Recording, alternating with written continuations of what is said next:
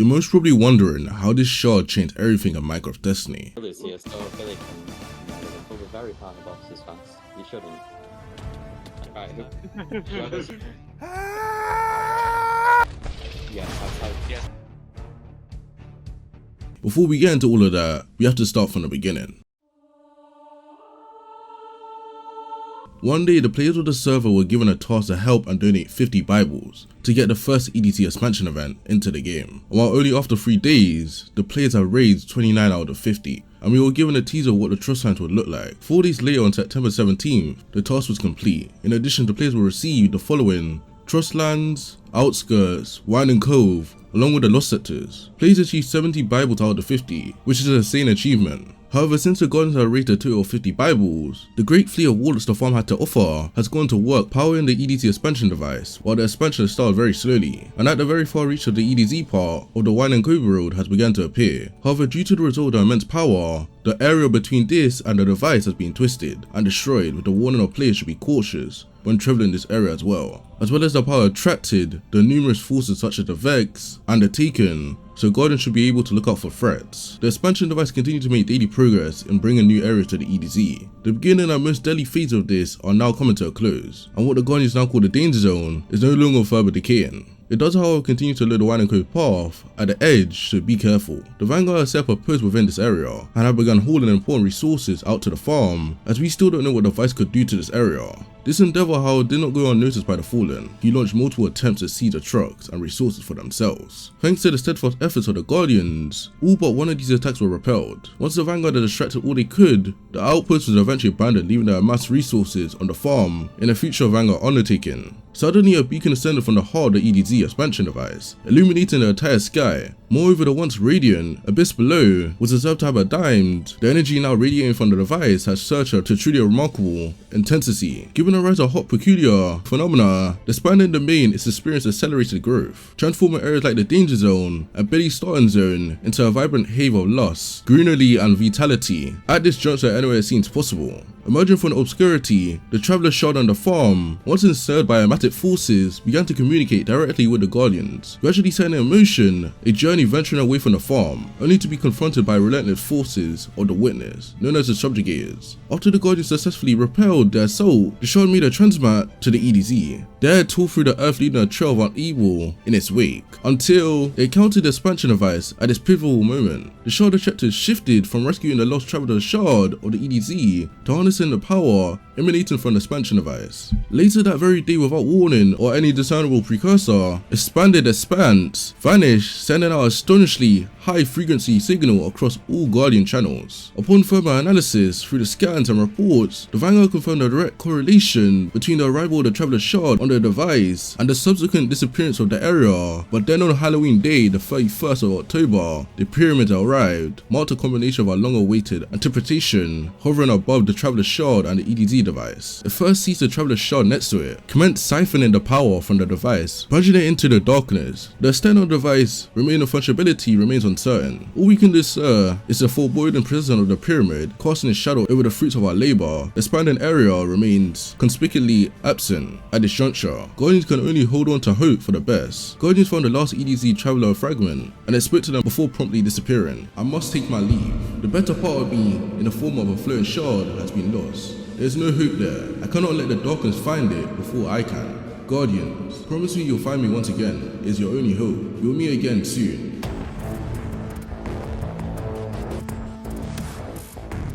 The Vanguard had a plan, and that the Earth will not be lost. The Vanguard day by day were building a pole, but according to the new Vanguard reports, Parker has gone missing. And over the next few days, there's been a report Mithras had left a barn basement. He is missing, but without his own will. High frequency transmissions remain in its place. All while the portal has been complete, the Vanguard's been determining that there's a message to be found of the frequencies. The Guardians have been busy, and a series of messages have been recovered for the past 3 days. In the Force Juro, Parker's been taken. Do not let it take you too. You must recover the relic. Find me.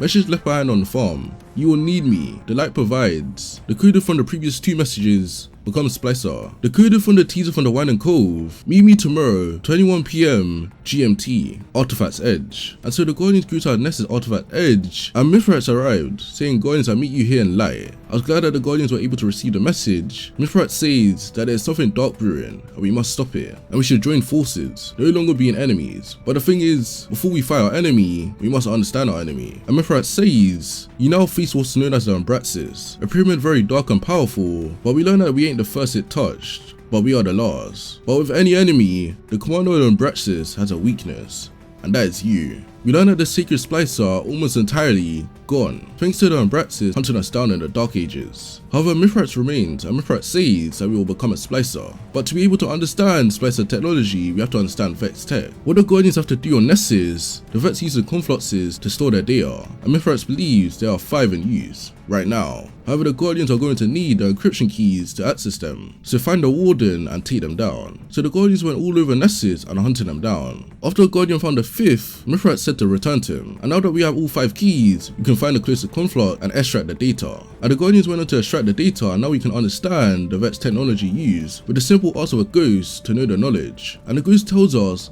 multiple layer defenses grid. A precaution, the gauntlet includes a defensive layer to migrate any potential hostile Vex attempt to infiltrate or corrupt the Guardian's connection. And with all 8 buttons to tell us different information about the technology, now Mithridates tells us now that you have the tech itself to create the gauntlet, but Mithridates tells us that he left the tools in the basement of the barn in the hopes that we will find them first, but the Fallen had got them first. And now the Guardians have entered upon this layer where the tools were located, and we were able to retrieve them from the Fallen. And the Guardians received the Splicer gauntlet, and now that we have them, Mithridates says that we have to enhance them with Ether and find and kill 30 Ether carriers on Earth, Titan, Nessus, and return them to him. And the Guardians did it, and now the Guardians need to embrace the Splicer within them and try opening a rift to the Vexnet. But the players did it incorrectly, with the method that they did could damage time by doing that. And somehow Key was there talking, but this time the Guardians had to do it in the farm, and a portal to the Vex network happened, and players were in the network. And while in that place was colourful and vibrant with colours, in there were Ether carriers. We had to fight a boss called Chronosis the Temporal Nexus, and all of the Guardians in there defeated the boss, and a conflict appeared. And the Guardians had to activate their inner splicer and activate the conflict. This will prove their worth or the secret splicer powers. But it wasn't over. The portal was now complete.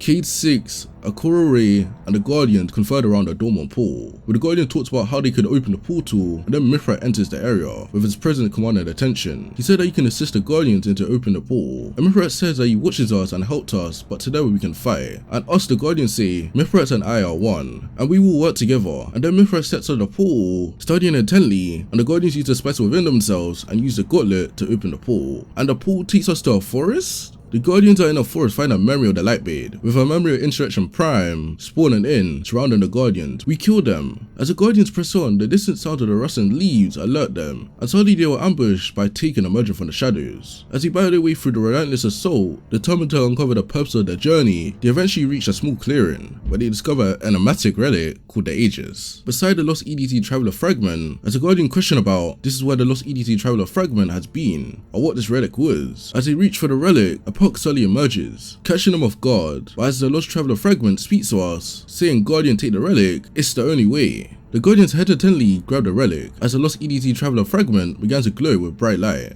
But the Lost EDT Traveler fragment sacrifices itself, enveloping the Guardians and the relic in a blinding flashing light, saving them from the Puck. We are sent to the EDT expansion hub with the Umbraxis lurking above. We revealed to the Vanguard that the Lost EDT Traveler fragment, it gave herself to get us here. It showed us the way to this relic. It is the key we were looking for, and the Vanguard listened intently, absorbing the gravitation of the situation as we find a way to stabilize the device. But as the Guardians and our allies scramble to find a solution, our senses are heightened and the results are unwavering. But as Zavala says, if entering the prison is our only option, then so be it. We cannot falter. Now as we prepare to go in, we use our splicer powers to put a rift beneath the pyramid.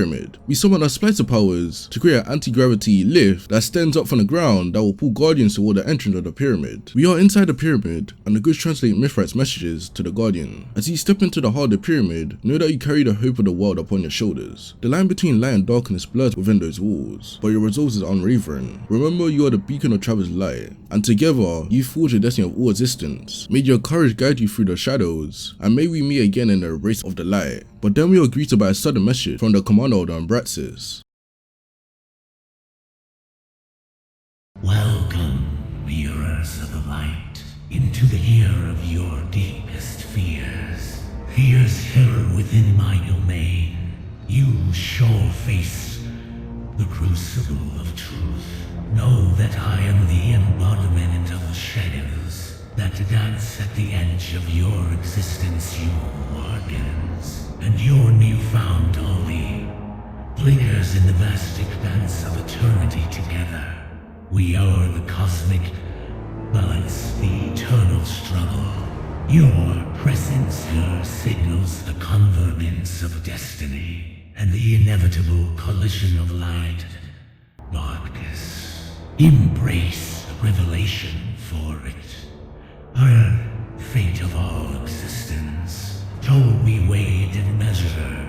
This is unlike anything we have faced. It's like the pyramid itself is alive. As we try to get through, we know that the relic must be significant, as we have it for a reason. As we try splicing the relic, it must be important. A way open, but it's a maze. We learn that the walls are pulsating and shifting as if the very structure of the pyramid is alive. We find ourselves into a small room with an imposing orange blockade, but before we can strategize, several servitors materialize and their presence is an ominous challenge. But as guardians we defeat them, and we rush through the shattered orange blockade, entering a colossal chamber where the Traveler's Shard rests before a menacing disciple. This disciple stands tall, emanating a palpable aura of malevolence. The Traveler's Shard glows with a fragile light, surrounded by an air of vulnerability. Guardian, you come further than any have before, but you will go no further. Abyss, the disciple of the witness, commander of the Embraxes. As the disciple of the witness charges at us with a supersonic speed with the player trying to navigate where he is, he spawns a deception of himself to deceive the player into attacking his other self as the battle rages on. The Guardians draw upon their deepest well of strength, knowing that the fate of all existence hangs in their balance. No, it cannot be. This was unforeseen. With the Traveler's Shard replying with, indeed. As the Traveler's Shard pulses with newfound energy, brilliant light emanates from its core. The earth is saved, the balance is restored, and with that we have the Traveler's Shard gratitude. Suddenly a blind white light envelops the Guardian, transporting them back to the ground. The Traveler's Shard bursts forth, reaching high into the sky. It shatters the island it rests upon. The resulting explosion triggers a chain reaction within the device, causing it to suddenly activate and that the Traveler's Shard is free. And Widen Code was open to players. But as this story closes, another story begins. Thank you guys for watching this video. It took some time to make this video, so I hope you guys enjoyed it. And I'm gonna put a list of people who I want to credit for this video and for like their clips or either vods for helping me. Thank you for helping me, and a massive thanks to Darth for making this event. I'm sure I'll be there for the next one, but without further ado, this is the end of the video. Peace.